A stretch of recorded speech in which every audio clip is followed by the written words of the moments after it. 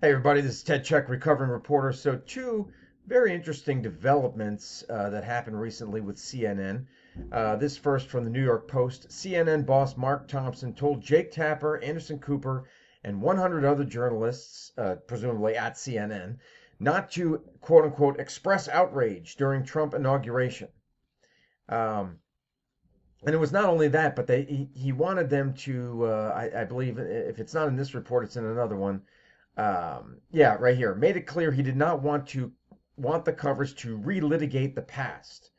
So, kind of start anew with Trump. Turn over a new tree, so to speak. Not a leaf, but an entire tree, and just use objectivity and take the guy for what he's doing right now. Don't dwell on the past.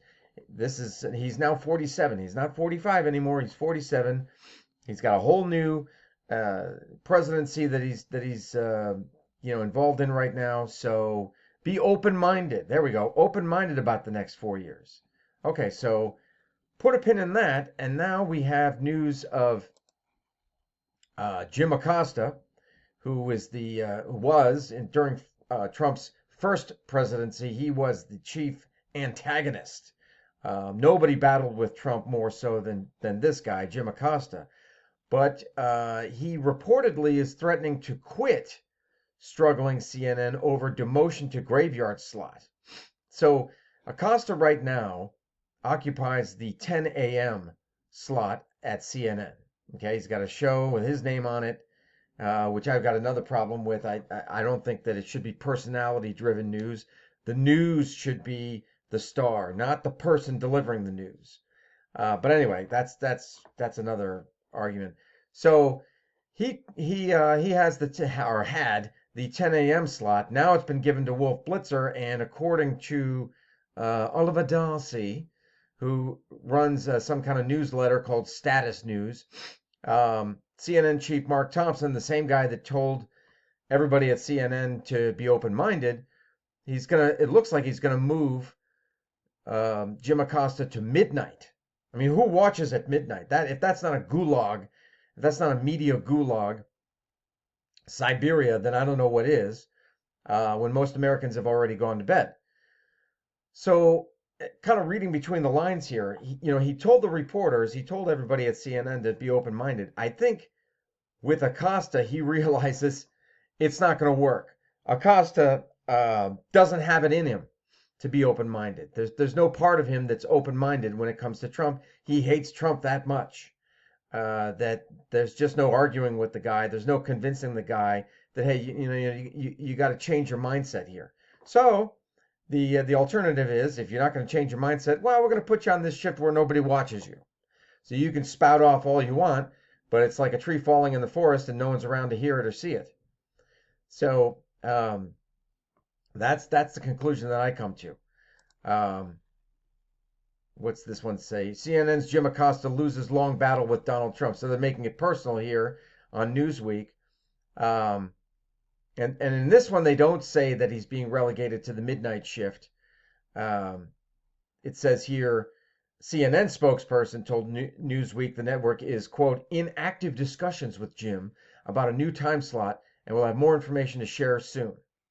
So yeah, if they can't bring him to heel, then maybe that's Oliver Darcy isn't at CNN anymore, so you have to you have to say, well, how much does he really know?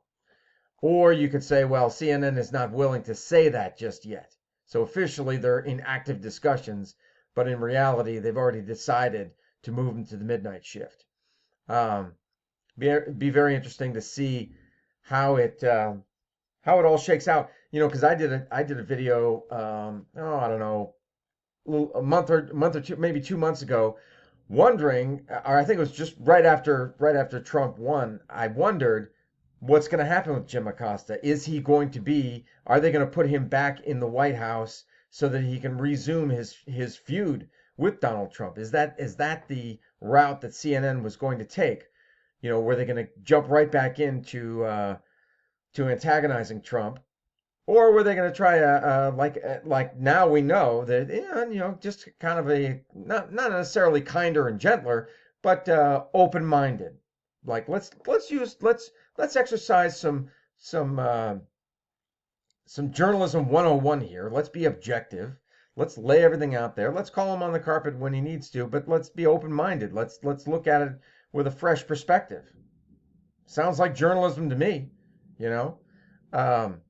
Acosta declined Newsweek's emailed request for comment. Yeah, not surprising there. But at some point we're going to know. I don't expect this to drag on for too long. I think at some point soon, possibly next week, we're going to know what is going on here. And yeah, we'll have to see where they put Acosta.